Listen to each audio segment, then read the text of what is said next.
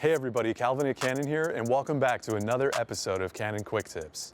In this series, we want to help you get the most out of your Canon gear and inspire you to create lasting images. In this episode, we're going to go over ISO and how to use it to achieve different looks.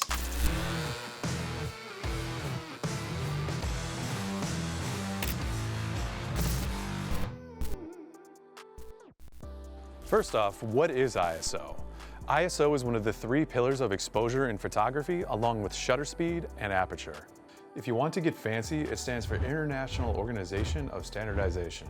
This organization rated film stocks based on their sensitivity to light, and then this carried over to digital photography.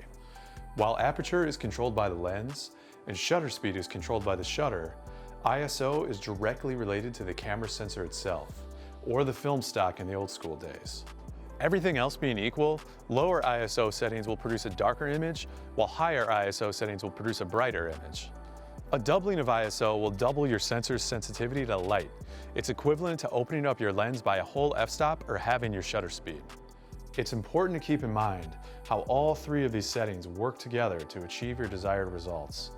Doubling or halving one setting will require adjusting another setting by the same amount to achieve the same exposure.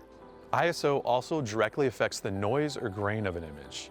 Lower ISO values will produce a cleaner image, while higher ISO values will produce a noisier or grainier image. Different camera models have different maximum ISO settings too. So some cameras might be more suitable for low light photography, where you know you're going to need to use a lot of high ISO.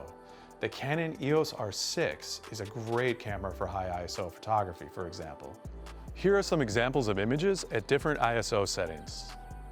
Notice the environments where low ISO settings are ideal and places where high ISO settings are more likely to be used. For event and sporting photography, you might be mostly working in the higher ISO range. This helps you freeze the action and also get a sharp image. For landscape and studio photography, you will probably be mostly working in the lower ISO range. For daytime photography, you will most likely be using lower ISO values. For night photography, you will most likely be using high ISO values. In ambient light situations, we will need more light for low ISO settings and less light for high ISO settings. On sunny days, we'll have plenty of ambient light. At night or on really cloudy days, we have less ambient light. For handheld dusk and night photography, you're probably going to be using some pretty high ISO settings, unless you have a very fast lens and are using it wide open at, say, a fast aperture like f2.